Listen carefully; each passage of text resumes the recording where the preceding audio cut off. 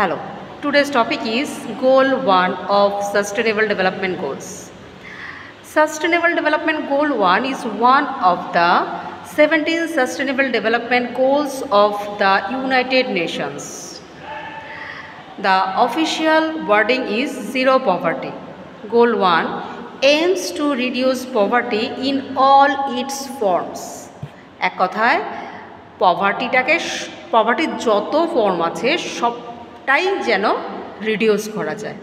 কিন্তু এক্ষেত্রে একটা মজার ব্যাপার আছে, সেটা হলো এই প্রথম মেম্বার কান্ট্রিরা কমিট করলো ওরা পুরো বিশ্ব থেকে চাইল্ড পভার্টি রিমুভ করবে। New word child poverty. Generally আমরা কি করি, পভার্টিটাকে মেজার করি পভার্টির লাইনের মাধ্যমে।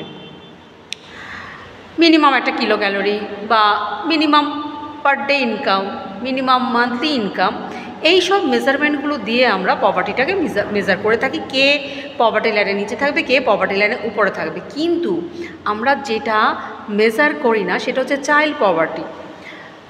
যারা গরিব সেই সব বাড়ির বাচ্চারা ছোটোবেলা থেকে বিভিন্ন সুযোগ সুবিধা থেকে বঞ্চিত হয়। কি? শেল্টার, এডুকেশন, ওয়াটার, হেলথ, বিভিন্নভাবে ওরা ডিপ্রাইভড হয়। ওরা আর বাকি 10টা রিচ বা মিডল ক্লাস ফ্যামিলির মতো অনেক কিছুই এনজয় করতে পারে না। এটা ওদের বড় হয়ে ওঠার জন্য কিন্তু খুবই মারাত্মক। একটা শিশু ছোট থেকে একটা সুস্থ পরিবেশে বড় হয়, আমরা সবাই সেটাই এক্সপেক্ট করি, আমরাও সেভাবে বড় হয়েছি।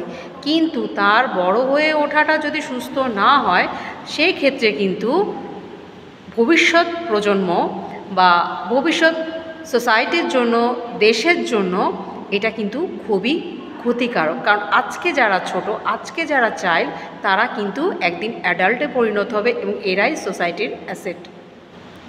তো এই ক্ষেত্রে কী হলো, মেম্বার কান্ট্রিরা ডিসাইড করলো দেখতে হবে বাচ্চারা কিভাবে পিছিয়ে আছে। অনেক সময় দেখা যায় বিভিন্ন ইন্ডিকেটরের মাধ্যমে হয়তো দেখা গেল সেই ফ্যামিলি নন পুয়ার, কিন্তু বাচ্চাটা বিভিন্নভাবে ডিপ্রাইভড হচ্ছে। তার অনেক কারণ থাকে, যেমন ধরুন হচ্ছে গার্ল চাইল্ড কিন্তু বিভিন্নভাবে ডিপ্রাইভড হয়, তো তার বেড়ে ওঠাটা স্বাভাবিক হয় না। তখন সে কি হয়, ওই জিনিসগুলো তার বেড়ে ওঠার পক্ষে কিন্তু একটা বাধা সৃষ্টি হয়ে দাঁড়ায়, যেটা সোসাইটির জন্যও ভালো হয় না। সে খুব সুস্থভাবে বেড়ে ওঠে না। তো এই জিনিসগুলো রিমুভ করার জন্য মেম্বার কান্ট্রিরা চাইল্ড পভার্টির উপর বিশেষভাবে জোর দিয়েছে। ওনাদের ইচ্ছে যে প্রথমে একটা চাইল্ড যাতে সুস্থভাবে বেড়ে ওঠে, সব রকম সুযোগ সুবিধা নিয়ে আমাদের সেটা দেখা উচিত।